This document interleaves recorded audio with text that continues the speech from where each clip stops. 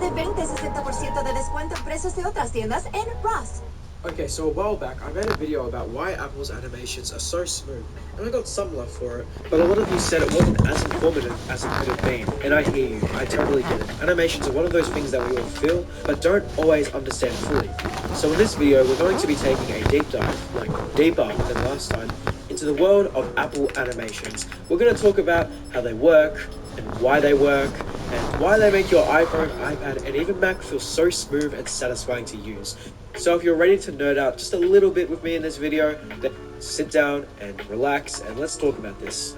Keep in mind I will be sort of talking about similar topics I did last video. A lot of it will be the same. I'll just go in a little bit more detail.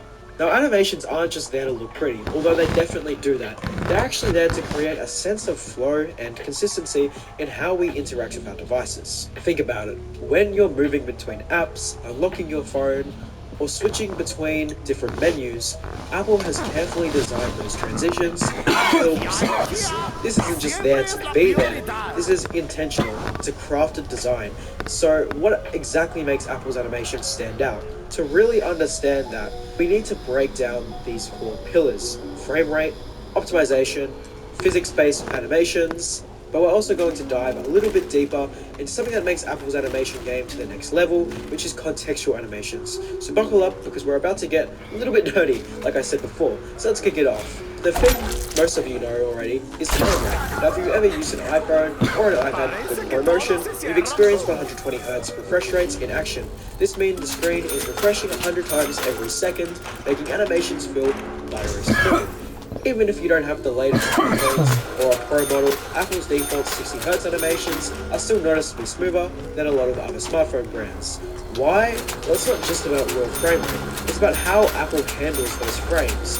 When we talk about frame rate, what we're really talking about is how fluid the movement on screen appears. At 120Hz, the animations have twice the number of frames to fill in the gaps between each motion. If you've ever tried switching between apps on an iPhone with ProMotion, you might notice there's this crazy little sense of speed and smoothness, and there's also a little bit of motion.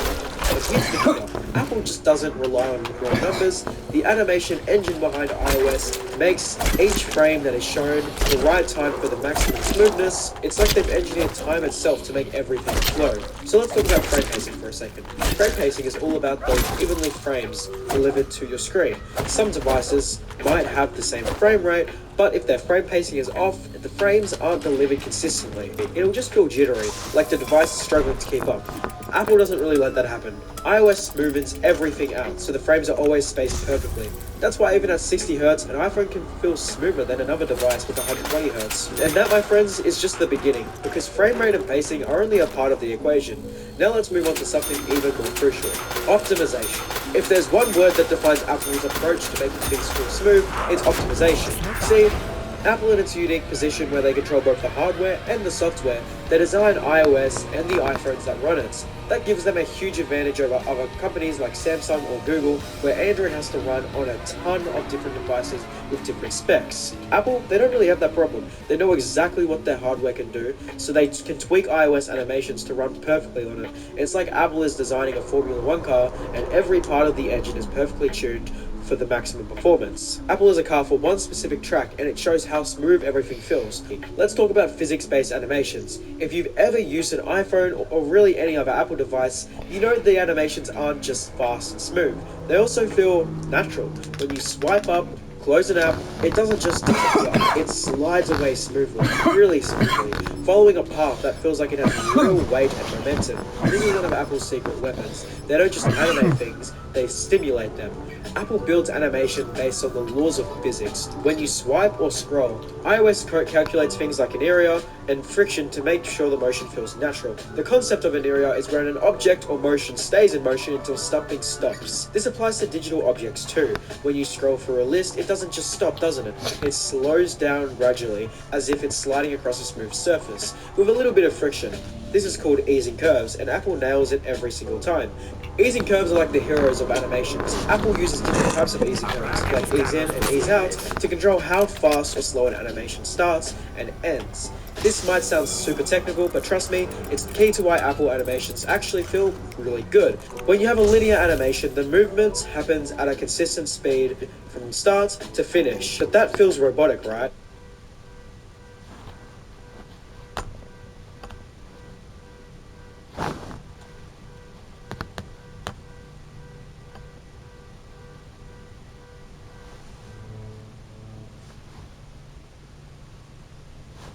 It's classist beyond belief.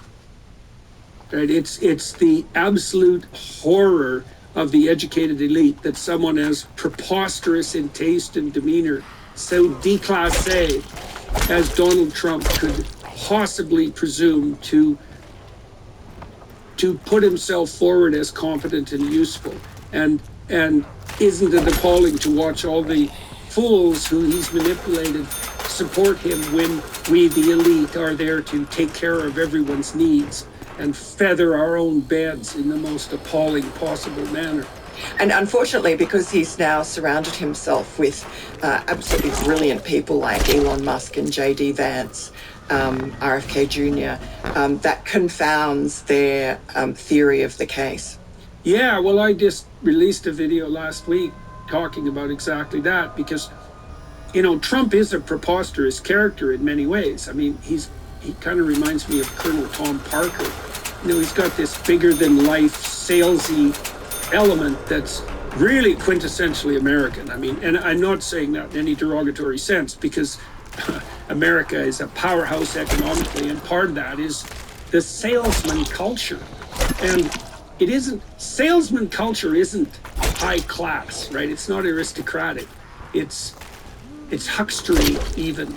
But hey, marketing and communication are necessary.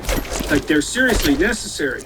I mean, maybe they're 85% of a successful business enterprise. So you better be good at it. And Trump is very good at it. And so, and then, you know, he scares people because he's got this kind of narcissistic element that goes along with that. Extremely high extroversion. And also this kind of impolite viciousness that's part of his sense of humor and even his capacity to bully to some degree. And so there is a narcissistic tilt in Trump, although his personality is very complex, and he was president for 4 years, and he didn't conduct himself on the international stage like a true narcissist would, because narcissists would be perfectly happy to sacrifice American servicemen, let's say, to their grandeur across time. But even more importantly, perhaps, real narcissists don't share the stage with people like Elon Musk, or J.D. Vance for that matter, or Tulsi Gabbard, or Kennedy, right? Because they're competitors for the public eye. And they're competitors with regards to perceived competence as well, and maybe even perceived fame, because certainly Musk exceeds Trump in, well, virtually every social comparison element that you could conjure up. It's very difficult to compete with Elon Musk. And the fact that Trump is willing to share the stage with him and to listen to him mitigates, for me, against any, it's certainly one of the factors that mitigates any concerns about, let's say, like a truly malignant narcissism. And so I think we should probably move over to the Daily Wire side. I know what I want to talk to you about there, I think. So for everybody who's watching and listening, I think I'd like to talk to you about how you and the New York Post, to some degree, managed to be something of a bastion of actual journalism in an absolute sea of sycophantic propaganda, and what exactly that's been like. So for everybody watching on the Daily Wire side, you want to, or who's planning to, you have to remember that it was Miranda and the New York Post people who broke the Hunter laptop story and suffered the consequences thereof, and who have been diligently attempting something approximating genuine journalism. And so I'm very curious about what that is like. And so I think that's what we'll discuss on the Daily Wire side. So everybody who's watching and listening, you can join us there. Miranda, is there anything else you want to bring to people's attention before we turn to the Daily Wire interview? Not really, other than I think that it really is quite frightening that these same people in the CIA and the State Department and so on, the blob, are so implacably opposed to Donald Trump. And so he's already suffered 2 assassination attempts. I just don't know to what lengths they will go to ensure that he never takes power again, because he's a lot older and wiser than he was. We're all less naive than we were back in 2020, now that we've seen unfold at least a portion of this agenda and the dirty tricks that were played on Donald Trump to make sure he didn't win in 2020, and certainly by suppressing our story.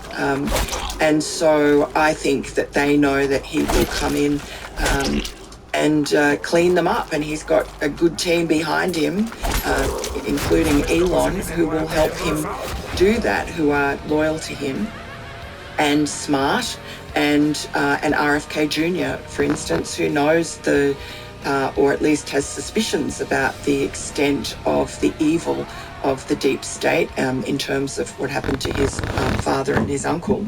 So Donald Trump poses an even greater threat than he did in 2020 to by a lot. Yeah, so I don't know what they will do, but I think I would put nothing past them. Yeah, well, I mean, maybe we'll close with this. It isn't obvious to me what Trump should do with those 51 people. Like letting them off the hook certainly doesn't seem like an appropriate response. You know, trying them for treason seems a lot more appropriate to me. And maybe I'm not a lawyer and I don't even know if that's possible, but I haven't seen an act that reeks of treason more egregiously in my entire lifetime as a political observer. And so that also does seem to me to indicate that there's some people who are going to feel that they're desperately being shunted into a corner from which there's no escape.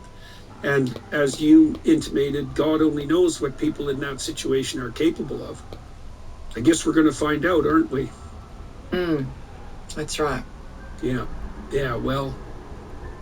It's a frightening thought. We're in for interesting times, that's for sure. So, all right, well, we'll go off to the Daily Wire side and we'll talk about doing journalism in a sea of propaganda. And so everybody can join us there. Thanks very much, Miranda. Much appreciated. And for all Thanks, your work. Jim. I mean, you guys at the New York Post, that's real journalism. So isn't that something to see? The South Dakota Stories, Volume 5. Propaganda campaign. And this is season doing so, even to the name change to the National Socialist or JERP.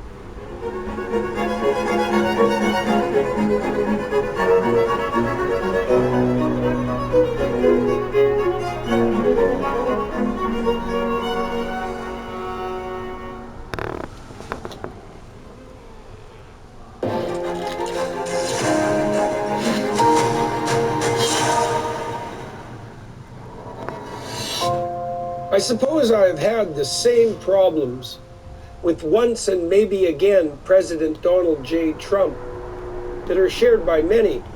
It wasn't obvious to me at all that his first shot at the leadership of the world's most powerful country was anything other than a brilliant and unorthodox marketing scheme, albeit one that succeeded beyond the wildest of imaginings. Congratulations, Mr. President. I knew him only at that point as a self-promoting, bombastic, quintessentially American-type celebrity, reminiscent, in my imagination, of Colonel Tom Parker, the morally ambivalent, although indubitably successful promoter of Elvis Presley. However, Trump made a name for himself in the difficult business of construction, where, particularly in cities such as New York and Chicago, all manner of corruption and trouble had to be managed. A challenging matter to keep the projects going on time and within budget. Anyone who's ever undertaken a renovation of any magnitude knows how badly such things can spiral out of control without diligent devotion of time and attention. He managed, while doing so, to make himself quite famous, another feat that is by no means as simple as those who have never done it might imagine. somebody who was at the Michael Jackson concert in New York, said when you were seated, you got the loudest applause. People stood up and roared and cheered. So maybe there was something to him on the diligence, attention, and negotiation front that belied his mere success as a celebrity. After that, of course, he was co-producer and host of the reality shows The Apprentice and The Celebrity Apprentice. These were highly successful, and for a long time, particularly by legacy media TV standards, running more than a decade from 2004 to 2015. He's also the author of 19 books, collaborating with various ghostwriters, and has been involved in a true variety of other business enterprises. This history of entrepreneurial activity, combined with his successful bids for attention, speaks to two of President Trump's cardinal personality features. He is extremely extroverted, that is, both assertive and enthusiastic, although more particularly the former rather than the latter, and also at least relatively high in trait openness, which is the single best predictor of entrepreneurial/creative activity and prowess after general intelligence. This makes him high in the personality meta trait of plasticity, which is characterized primarily by the capacity to change, grow, and transform. Something quite evident in the case of Trump, who is a very dynamic individual indeed, particularly given his age.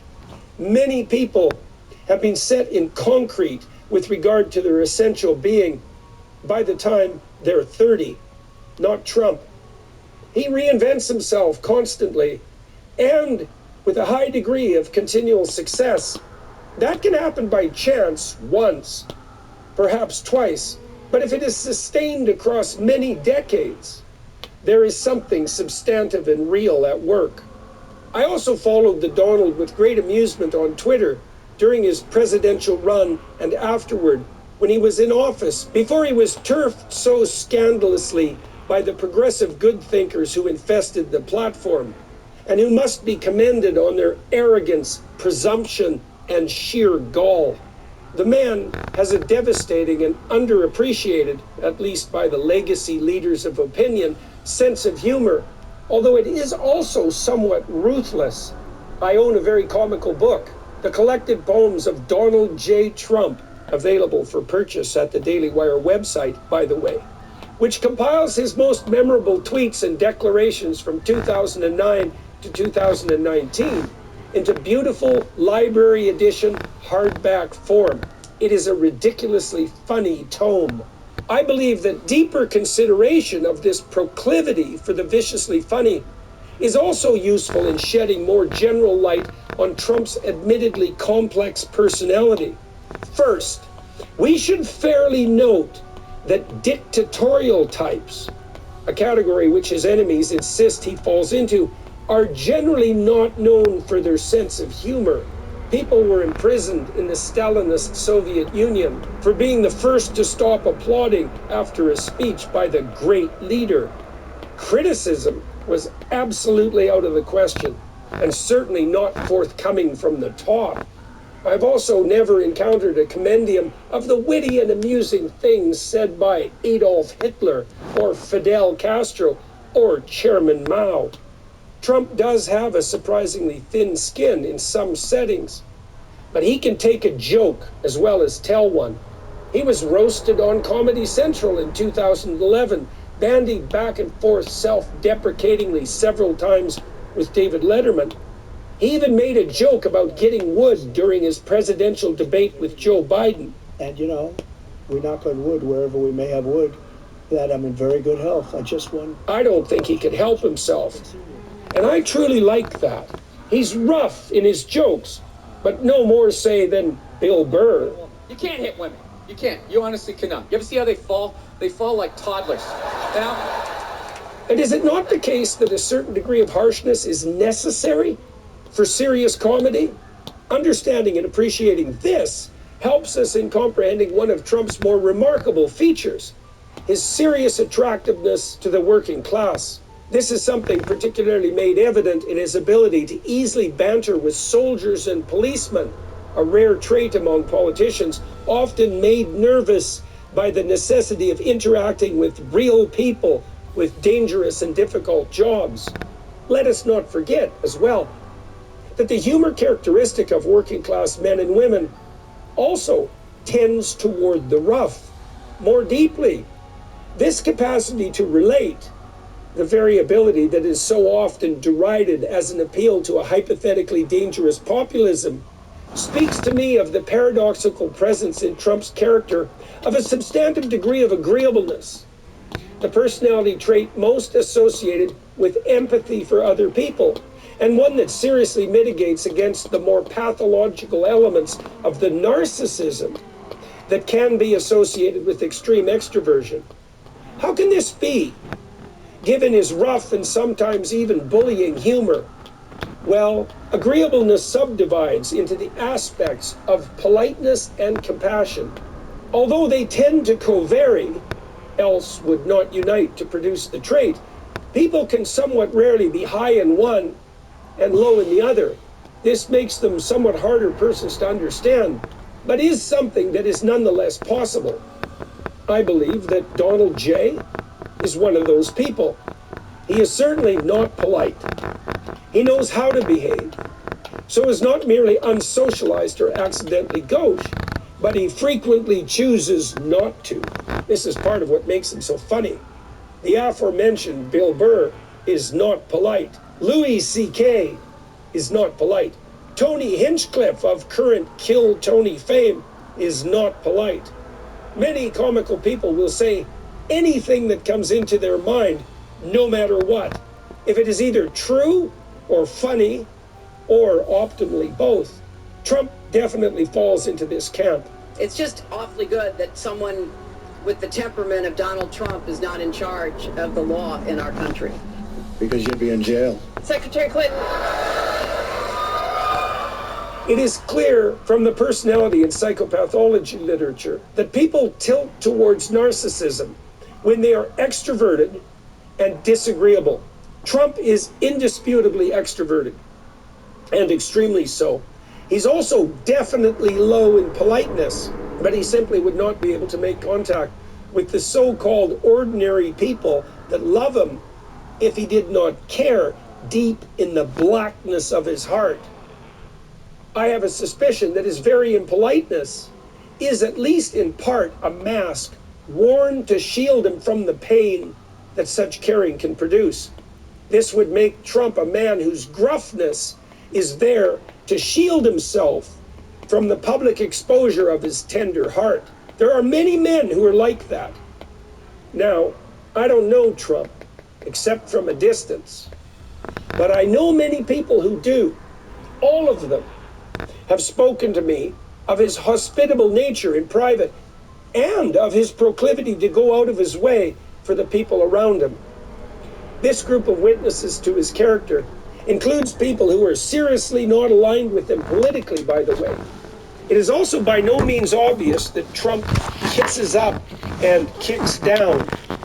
That tendency is a very damning sign indeed, particularly in someone who has genuine power and is simply not reported of Trump.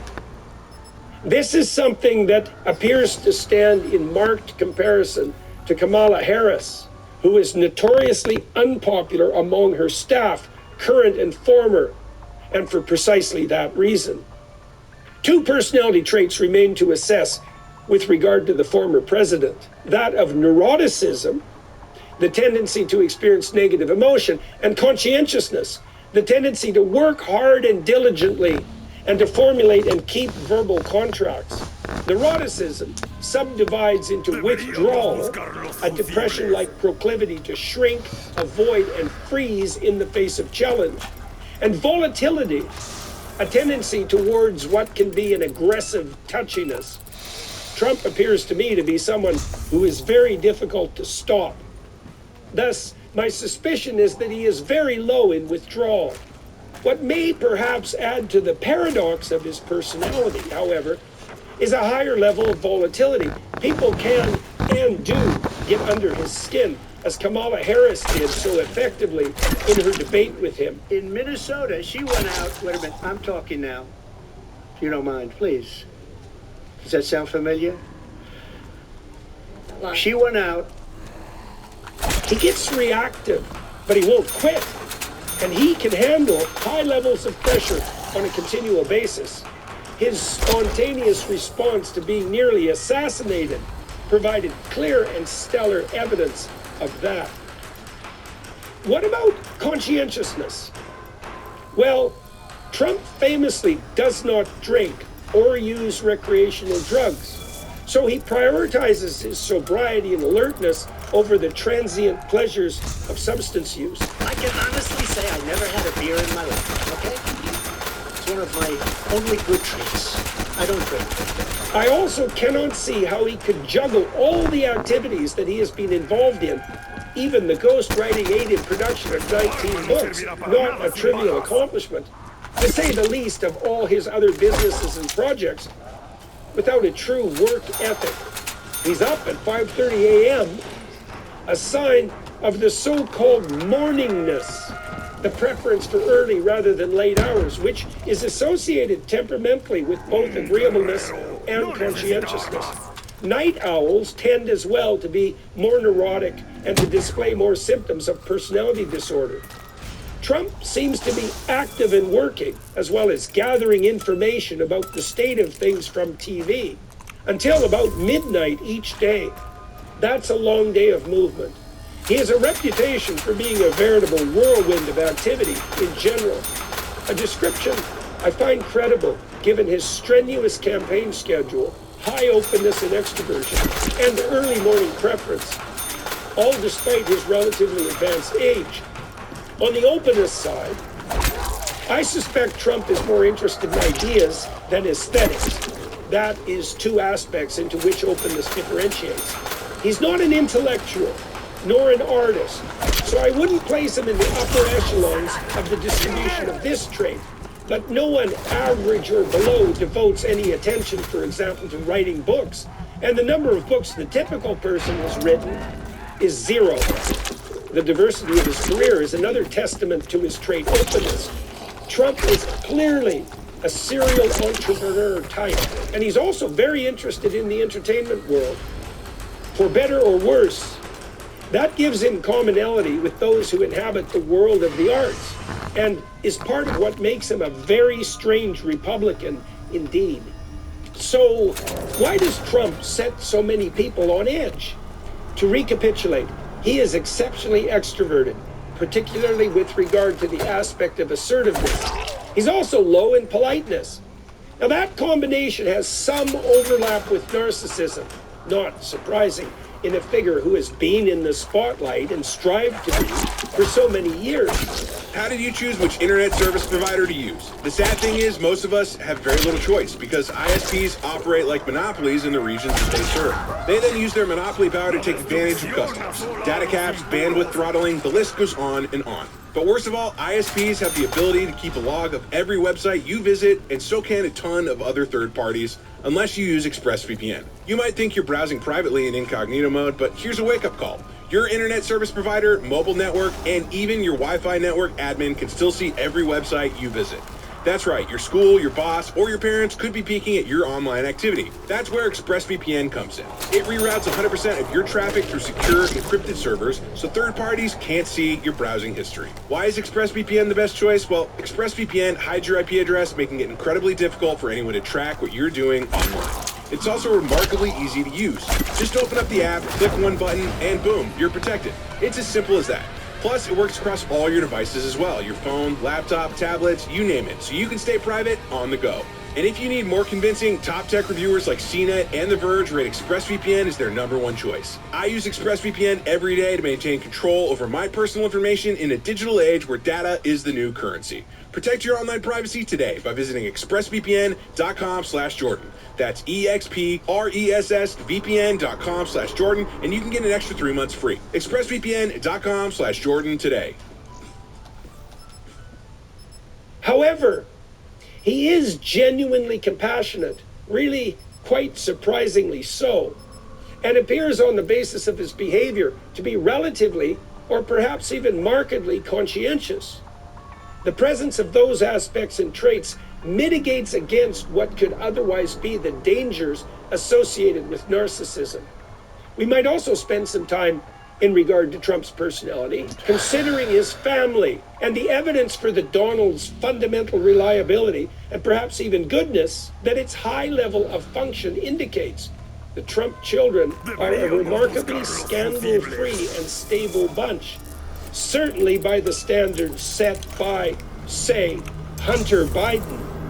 Barron seems to genuinely admire his father. Donald Jr. has many of the same personality traits of his father, for better or worse, but he has also remained free of the taint of narcissistic privilege and power. Jared Kushner married into the family, but has certainly done it credit, not least on the Abraham Accord front. Trump's beautiful and elegant wife, Melania, keeps her own counsel and is admirable in so doing. She does not appear to think that she could or should run the country merely because she is married to the man who does, in marked contrast, say, to Hillary Clinton. This familial honesty and reliability is particularly telling in the case of the Trump family, given that the almost universally Democrat-biased legacy media and its propagandistic agents would be thrilled to trumpet any possible misstep on behalf of those near the former president to the skies. Where there is smoke, there is fire, or so goes the cliche. This is sometimes, but not always, true.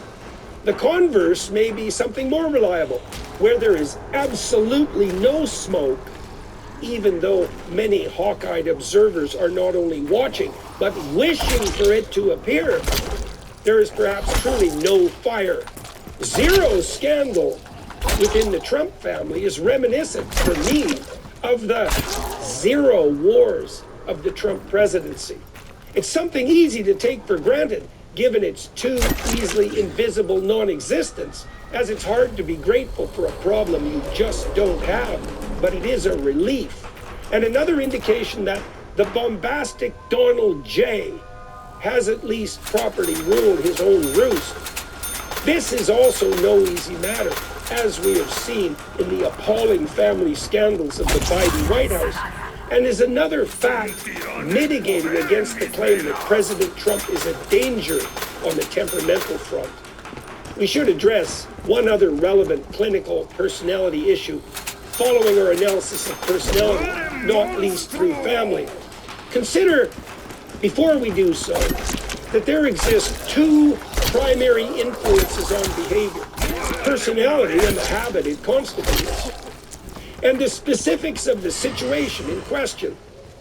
It turns out that knowledge of the former, personality, is clearly less useful than knowledge of the second, situation or context, when it comes to the specific and demanding task of predicting someone's behavior, current or future. Why? Not least because psychologically healthy persons are flexible, adapting themselves to the specific demands of the current environment, despite their trait proclivities. Even extroverts are likely to be quiet, at least when they have been well socialized at a funeral. In fact, there is often something seriously wrong with those who lack such situational flexibility, although strength of character with regard to honesty constitutes a marked exception.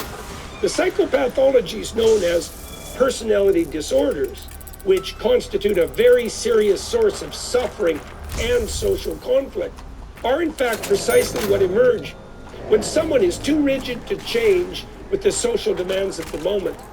This all means that it is most useful to gather evidence about how someone has acted in the past in a given situation, if the goal is prediction of their behavior when placed in that situation once again in the future.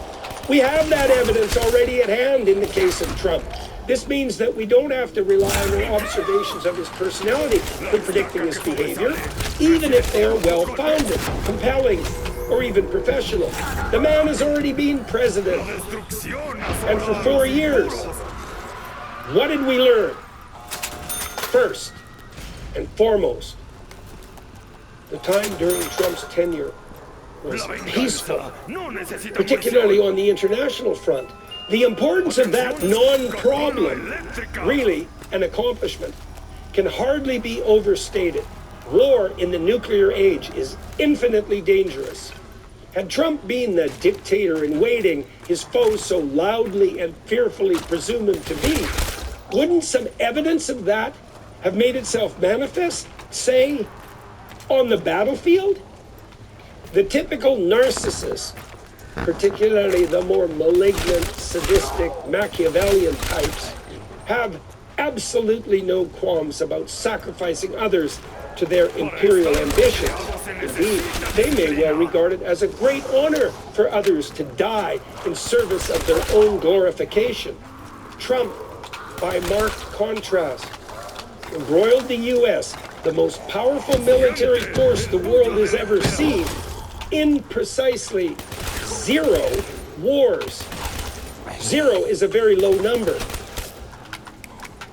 Furthermore, he negotiated the Abraham Accords, the 9 miraculous peace agreements that have built around Israel a cohort of, if not exactly Arab allies, at least not outright enemies.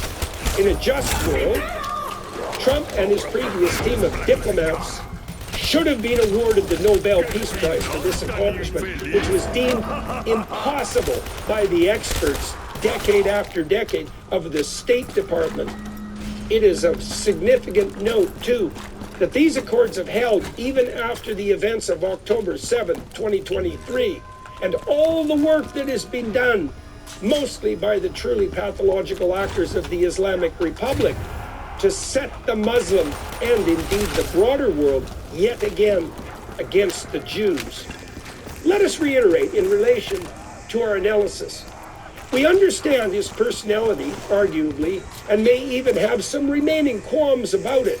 However, Donald J. Trump has already been president, and his tenure was marked by an absolute lack of cataclysmic occurrences. We can therefore reliably rest assured on that front. It might also be noted here that his impolite assertiveness and proclivity not to withdraw in fear or dismay might be a real strength when dealing with dictators, particularly in combination with his openness, which makes him able to think outside the box and to bring to the negotiating table the advantage of unpredictability. Furthermore, Trump's time as president was also marked by a not inconsiderable domestic economic record, with the arguably marked exception of debt accumulation. At least decent economic performance and peace. The fact of these twin facts has put many of the various concerns I once had about Trump's personality to rest, as has my now more sophisticated appreciation for his particularized and unique combination of traits. The events that have surrounded him as of late have done even more in that regard. Why? Well, the Republican candidate has now attracted a truly remarkable, surprising, and stellar group of compatriots around him, all highly accomplished and formidable figures, each with their own marked eccentricities. This is also not something that is likely to occur when someone pathologically narcissistic is running the show.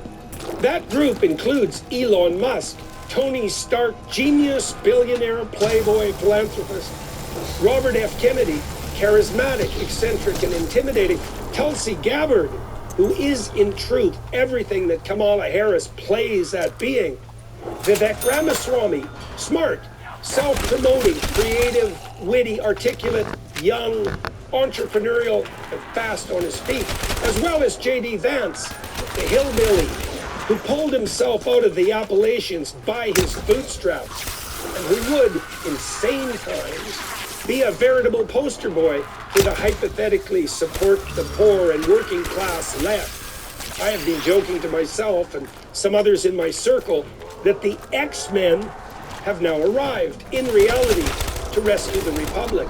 This is a transformation that has not yet been fully noted, even by the Trump campaign itself, despite its truly and surreally revolutionary nature. First and foremost among these new supporters and colleagues of the former president is Elon Musk. He truly is, and so comically, an X-Man, as is starkly evidenced by the new name of the controversial social media platform he now owns and was once known as Twitter. He has been struggling to build X, the everything platform, for decades with that particular moniker in his mind the whole time. The X-Men, like the Avengers, was a group of misfit mutants who came together to save the normies from the various monsters of the world. It is frequently the case that life imitates art, and there were perhaps real reasons stirring in the collective unconscious of the West, inclining us to look toward the eccentric and supernormal for our salvation. Fiction meets reality in the strangest of ways. In any case, Trump is now playing Charles Xavier to a strange group of mutants, or if the similar metaphor of the Avengers is more attractive conceptually, Captain America to the gods and superheroes. Let us assess this group of remarkable people psychologically, one by one. I am in fact in a better position to do just that with them than I was in the case of Trump, as I have personally met Musk and the other group members several times, with the exception of VP candidate Vance, with whom a podcast is currently being scheduled. Let's begin our analysis with Mr. Elon Musk, the Tony Stark billionaire, although, importantly, without the arms dealing. Before diving in, however, one final important fact should be noted pertaining to the former president. The Donald is evidently willing to share the spotlight with Musk and, apparently, to listen to what the eccentric but stunningly capable and clearly genius-level intellect former South African has to say. A cynic might find that the former president merely capitalized on the additional attention his dalliance with Musk might bring him. I would object, however, as a clinician, on twin grounds. First, if Trump truly were narcissistic, Musk might be the last person with whom he would dally. The latter, Musk, rivals or exceeds him in fame and power, and definitely surpasses him in sheer genius. That is not a situation that a truly self-centered and power-mad dictator in waiting is likely to appreciate. Second, with regard to garnering attention, the genuine narcissist is someone unlikely to believe that anyone else is likely to bring anything of value to the table, not already in display in consequence of their own boundless and singular specialness. On to Elon himself. First and foremost, the world's premier engineer and inventor is a man clearly and demonstrably capable of doing 6 impossible things at the same time. This speaks primarily of his intelligence. Musk is exceptionally 1 in a billion high in general cognitive ability and openness, a true genius, albeit in the technical manner. That is an observation, not a criticism. With regard to personality, he's not particularly extroverted, tilting, I would say, in the opposite direction, although not exceptionally so. He is moderate in neuroticism, carrying a fair burden of depression-like pain with him, not least because of a truly rough childhood, which he alludes to but does not make a show of. There is some withdrawal there, run roughshod over by his brilliance and openness, and also some volatility, evidenced in his behavior on X online, somewhat reminiscent of Trump himself. Musk is also a worker and manager, hard and dedicated, far beyond the norm, so exceptionally high in conscientiousness, and agreeable enough, particularly on the compassionate side, to be very pro-human. He is, however, no pushover, is not particularly polite, and can and does make the difficult judgments of discrimination that allow him to continually operate and maintain multiple, extremely large, demanding, stunningly diverse, and truly cutting-edge enterprises. His staggering intelligence and business acumen means that he brings something near miraculous to the Trump X-Men team. I would vote for Trump as president if I could vote, and I can't because I'm Canadian, and forgive me for that. Just because Musk has agreed to play a role in any new administration that Trump might bring about. He has even wittily proposed to head up a new Department of Governmental Efficiency, a phrase whose initials, DOGE, indicate the willingness in an inside joke manner to do only good every day, as well as signifying a bemused but knowing dog whose image has become a widespread meme. It has been my diligent and hopeful observation that Musk is a good man, or at least a terrible, complicated man, trying very hard to be good, which is all we could truly hope if we were the least bit realistic about human nature and our own prospects. Starting a business can be tough, but thanks to Shopify, running your online storefront is easier than ever. Shopify is the global commerce platform that helps you sell at every stage of your business. From the launch your online shop stage all the way to the did we just hit 1 million orders stage, Shopify is here to help you grow. Our marketing team uses Shopify every day to sell our merchandise, and we love how easy it is to add more items, ship products, and track conversions. With Shopify, customize your online store to your style with flexible templates and powerful tools, alongside an endless list of integrations and third-party apps like on-demand printing, accounting, and chatbots. Shopify helps you turn browsers into buyers with the internet's best converting channel, up to 36% better compared to other leading e-commerce platforms.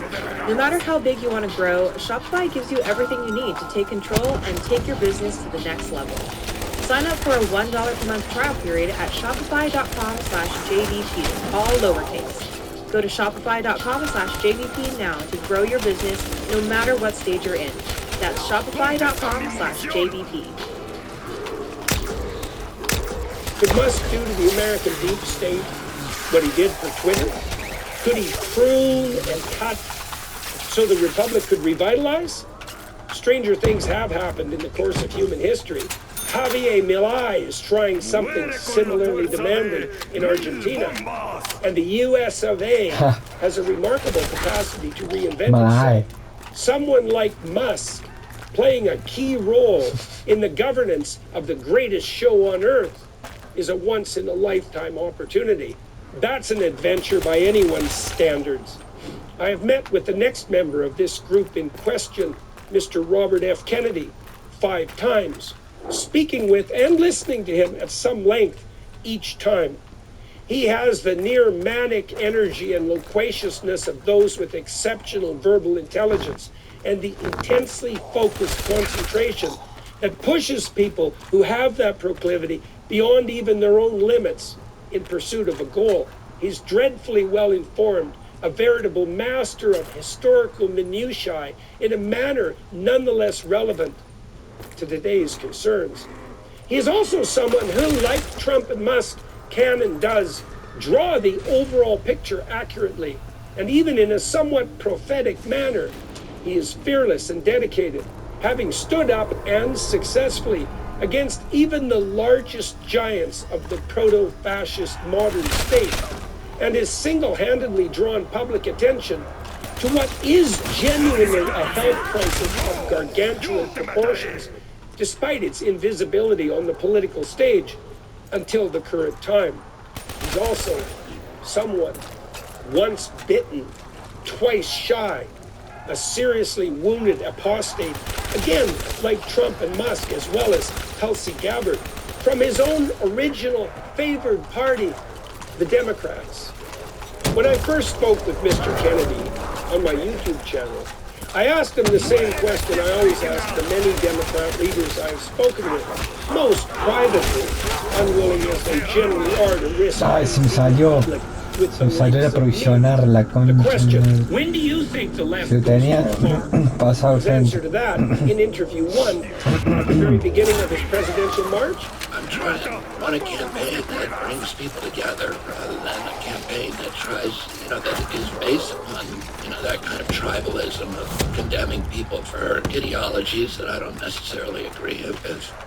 I had my doubts about the suitability of that answer in the long run, having experienced precisely what happens when the left goes too far in my own private and personal life. Nonetheless, on that occasion, I let the question lie. I can tell you, however, that Mr. Kennedy had plenty to say on that topic when we spoke on YouTube on our second occasion. The erstwhile Democrat contender for president had, by that time, experienced running hard and headlong into precisely what I had intimated in the form of my initial and purposefully leading question. In consequence, Robert F. detailed for at least an hour his utter dismay with the power-mad, corrupt, ideologically possessed shenanigans of the progressive left, the very force that could continue its current domination of the public discourse and scene if Ms. Kamala Harris and the shadowy and unknown forces behind her ascent to power manage to maintain their positions come November. What is Kennedy like as a personality? Extroverted, like Trump, although perhaps not as much so. Trump is hard to equal, let alone top, in that regard. Not without his pain and negative emotion, like Musk. Not too agreeable, although not at all narcissistic.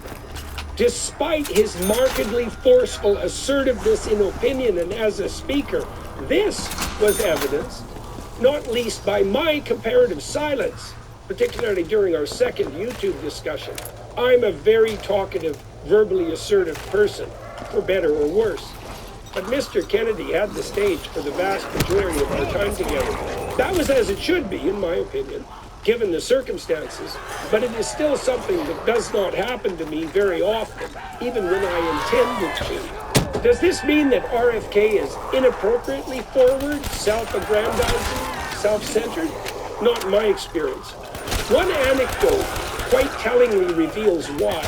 RFK Jr. and I encountered one another one evening in a restaurant I happened to be dining in during my last tour.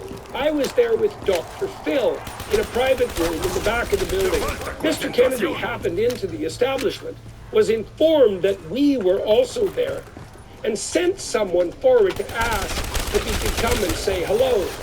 The fact that he so politely sought permission, since no offense would have been taken had he not, was something I noted, as was his somewhat near-apologetic entrance, asking the two of us very graciously to forgive the intrusion. An intrusion it was not, as we were happy to see him and pleased that he dropped in. He could have just taken that for granted, and even justly so. But he didn't. A trivial happening, you might object. But I think not. Instead of presuming, he displayed all the social niceties that might be hoped for, and more. I saw evidence of the same proclivity every time I met him. It's not all about RFK Jr., and that is a good thing to see, given the fame and family reputation that has been part and parcel of his life ever since day one. This is not to say that Kennedy, like Trump and